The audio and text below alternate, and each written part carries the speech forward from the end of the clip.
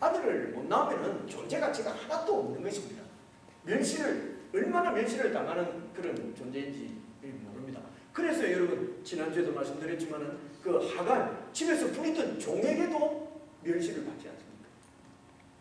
그러니까 완전히 사실은 아브라함의 그 주인의 그 사모님으로 이렇게 있지만은 사실은 마음은 상할 대로 상하 있는 것입니다.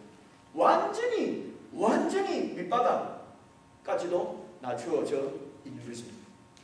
사랑하는 성도 여러분, 사실은 우리 사람들이 정말로 냉철하게 생각하면 아주 냉철한 이성이 어떤 것입니까? 나는 아무것도 아니라는 것입니다. 지난주에 우리 학생들이 그 수련을 갔지 않습니까?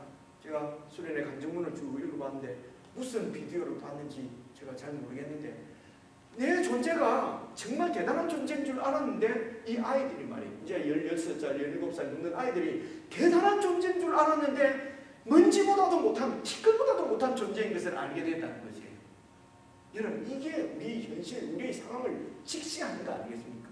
우리가 하나님 말씀을 읽지 않으면 우리 인간은 뭔가 된 존재인 것 같다니까요. 그런데 정말 냉철하게 생각하면 나는 아무것도 아닙니다.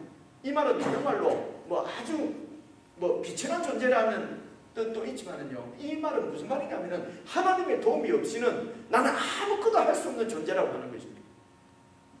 하나님의 도움 없이는, 하나님께서 도와주시지 않으면은 아무것도 할 수 없는, 나는 정말 아무것도 아닌 존재라고 하는 것을 깨닫는 것이 아주 냉철한 이성을 가지고 하나님을 의지하는 신앙이 되는 것입니다.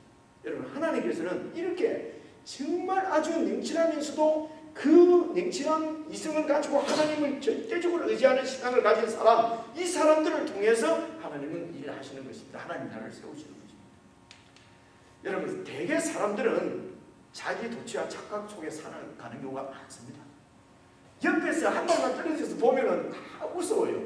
근데 본인은 몰라요. 그냥 착각 속에 살아요. 자기 도취 가운데 살아요. 자기는 다른 사람들하고 좀 특별한 다른 사람이라는 생각을 늘 하고 있어요. 그것이 표현이 되는 사람도 있지만요, 표현 안 하고 있는 사람도, 겸손하게 하는 사람도 속으로는요 착각 도취하고 있어요. 특히 신앙인들이, 종교인들이 일반 믿지 않는 사람들보다도 그런 착각이나 자기 도취가 더 심해요. 그렇지 않습니까? 그래서 이 착각, 이런 자기 도취, 이거는요 사실은 하나님 말씀을 읽고 우리 이성을 가지고 이게 깨어지지 않습니다. 바뀌질 않아요. 성경을 읽고 여러 가지 이런 일들을 보고 정말 나는 아무것도 아니지. 그래도 내 속에는 그래도 나는 뭔가 좀 되는 사람이라는 것입니다. 모든 상황과 어떤 형편과 환경과 여건 조그마한 꼬투리 신발이라도 잡히면은 그것을 의지해서 나는 좀 낫다는 것입니다. 좀 낫다 하면 그래도 좀 겸손한 거예요. 나는 훨씬 낫다는 것입니다. 나는 특별한 사람이라는 거예요. 이런 생각들을 갖고 있습니다. 그런데 하나님의 은혜가 임하게 되면은, 하나님의 은혜가 어떻게 임하는 줄 아십니까? 그런 착각과 도취를 더 착각하게 만들고 더 도취하게 만들면 그게 은혜겠습니까? 이런 걸 잘 생각을 하지 않습니다. 우리가 이게 냉철한 것입니다. 이게 우리가 잘 생각을 해보면 알아요. 하나님의 은혜가 임하게 되면은, 하나님은 은혜가 임한 그 사람은 하나님께서 낮추시는 것입니다. 낮추십니다. 기억하시다. 하나님이 낮춥니다. 어디까지 낮추느냐? 야, 정말 나도 별거 아니고 다른 사람과 내가 똑같구나. 나는 하나님 앞에 정말 한줌 티끌에 불과하구나. 이것을 인정하게 될 때까지, 이것이 인정되지 않으면은 하나님을 의지하는 믿음이, 그 마음이 그 하나님을 의지하는 마음이 제대로, 그 신앙이 제대로 되지가 않습니다. 정말 나는 하나님 앞에 정말 한줌 티끌에 불과하는구나 하는 것을 인정할 때, 이때부터 제대로 하나님을 의지하는 믿음을 갖게 되는 것입니다.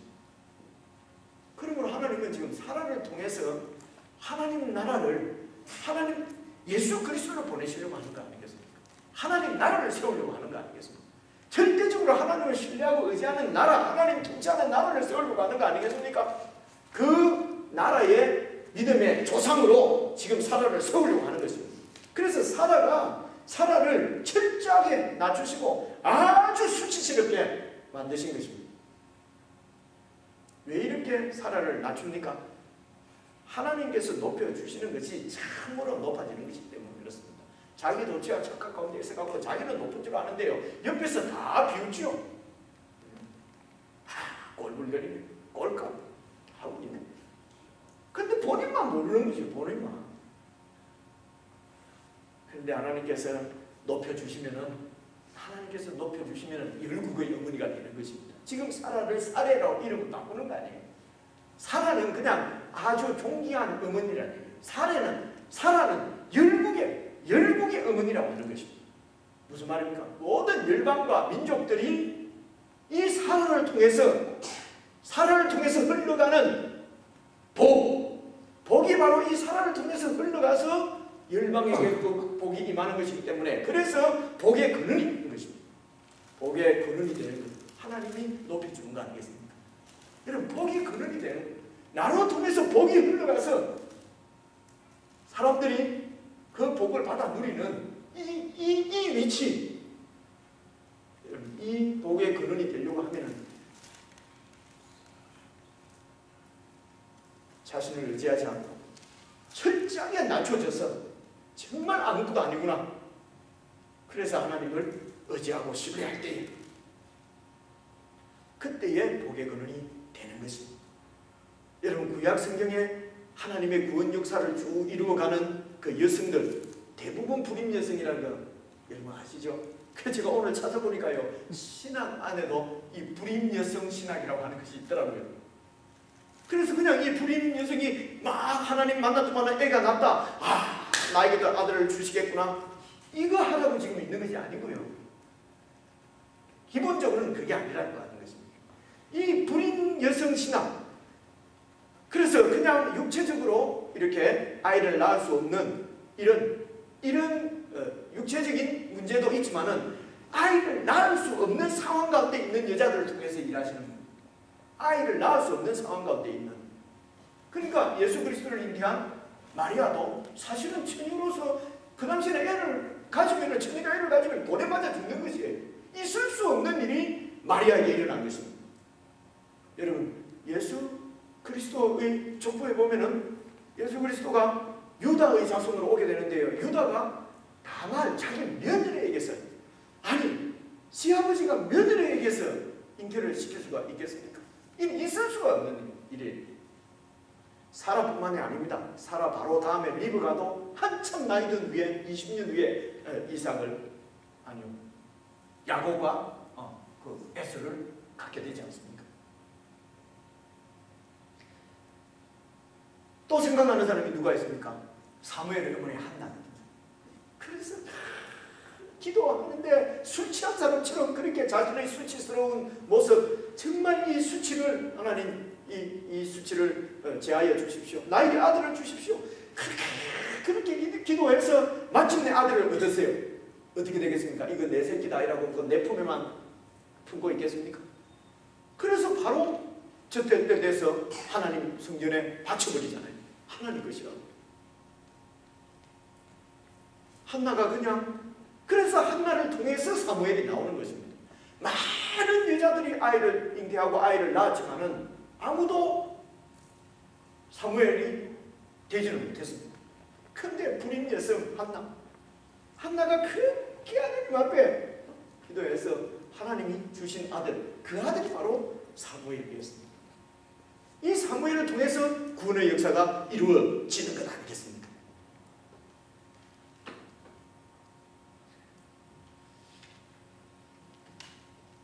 하나님이 때로는 우리들을 낮추십니다.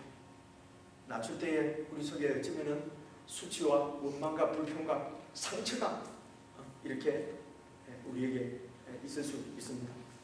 그때 여러분, 하나님이 당신 자신을 계시해 주시는 이 말씀 보시고 믿음을 가지시기 바랍니다. 우리를 통해서 철저하게 낮추신 것은 참으로 우리를 높이시려고 주님께서 우리를 낮추시는 것입니다. 사라의 웃음 속에는 이런 그 아픔이 사실에 있는 웃음입니다. 얼마나 가슴 맺힌 한이 있었으면 하나님의 사자들이 와서 1년 후에 아들을 낳을 거라 그러는데 웃겠습니까? 그죠? 이 웃음을 생각해 보십시오. 그 웃음에는 그 원통함, 이제는 포기, 이제는 그 상처, 제가 말로 다 표현을 못하겠어요.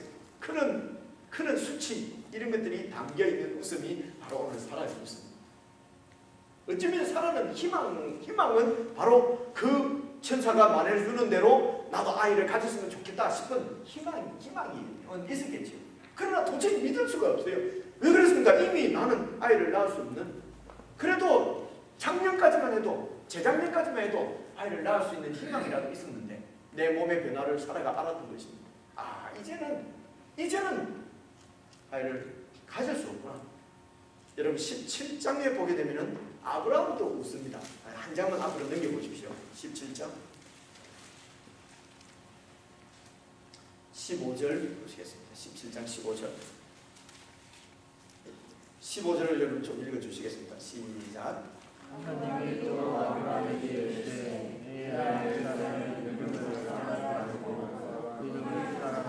네, 16절부터 제가 읽겠습니다. 내가 그에게 복을 주어서 그로 네게 아들을 낳아주게 하며, 사라에게 아들을 낳아주게 하며, 내가 그에게 복을 주어서 그로 열국의 의미가 되게 하리니 민족의 여러분들이 그에게서 날 것이다. 17절 아브라함이 엎드려 어떻게 해요? 웃었어요. 아브라함 또 웃었어요. 그리고 심중에 이르기를 내가 100살입니다. 100살. 하나님도 참, 내가 100살인데 100살인데 어째 자식을 낳을까? 사라는 90세입니다. 어찌 생산할 수가 있겠습니까? 그러면서 18절 아브라함이 하는 말 보십시오. 이에 하나님께 구하되 이스마엘이나 하나님 앞에 살기를 원합니다. 이스마엘이 누굽니까? 지금 이제 13살 된, 그렇죠? 13살, 4살 된 그 하갈에서 낳은 자식입니다. 어쩌면 이런 뜻이 있을지도 모르겠습니다. 하나님 나한테 약속한 것 때문에 자꾸 그러시는 모양인데 이제 제가 봐드리겠습니다. 이제 막 없던 걸로 하고, 제가 봐드릴 테니까 없던 걸로 하고 이스마엘이나 그냥 잘 살게 해주십시오. 그러면서 웃었어요. 무슨 말입니까? 더 이상 상속자 문제로 고민하고 싶지 않다는 겁니다. 지금 후계자, 상속자가 없는 게, 상속자를 주시겠다고 25년 전부터 약속만 해놓고 계속 이루어지지 않고, 그러다가 얻은 아들이 이스마엘이에요. 이제 이스마엘이다. 내 후계자는 이스마엘이다. 그러고 이제 접었습니다. 다 접었는데 또 하나님이 나타나가지고 13년 만에 나타나가지고 네 후계자로 아들을 또 주겠다. 그러니까 아브라함이 더 이상 고민하기 쉽습니다. 이미 끝난 문제입니다. 그것은. 내 몸도 끝났지만은 후계자 문제는 이미 끝났습니다. 그런데 하나님은 지금 뭐라고 말씀하시는 것입니까? 너는 끝나도 나는 안 끝났다. 이게 기가 막히는 거죠. 아니 이제 다 끝냈는데 지금 너는 끝나도 나는 안 끝났다. 그리고 아브라함에게 이제 말합니다. 19절 보십시오. 하나님이 가라사대 아니다. 네 안에 사라가 정녕 네게 아들을 낳으리니 너는 그 이름을 이삭이라고 해라. 이런 것까지도 미리 가르쳐 주시네요. 참, 뭡니까? 벌써 15장에서 내가 내 집에서 길리운 하인 종을 후계자로 삼겠습니다 하니까 하나님이 아니라 그랬어요. 근데 그래서 이제 이스마엘을 낳았는데 또 이스마엘입니까? 그러니까 이스마엘도 아니라는 거예요. 내가 네 안에 사라를 통해서 아들을 주시는데 그 아들 이름이 이삭이라고 하는 것입니다. 여러분 이거 기억하셔야 됩니다. 하나님의 때와 우리 때는 다릅니다. 하나님의 때는, 그래서 하나님의 생각과 우리 생각은 하늘과 땅처럼 차이가 난다고 말씀하는 것입니다. 하나님의 때와 우리 때가 다른 것이, 이 사실을 우리는 계시의 책을 보고 아는 것입니다. 이 사실을 아는 것만 해도 이건 하늘을 아는 것이에요. 하늘의 이야기를 아는 거라니까요. 이게 보통 지혜가 아니라니까요. 여러분의 우리의 때와 하나님의 때가 다릅니다. 그래서 하나님이 아브라함을 설득하는 것 같지 않습니까? 하나님이 가라사대 아니다. 네 안에 사라가 정녕 너에게 아들을 낳을 것이다. 그 이름을 이삭이라고 해라.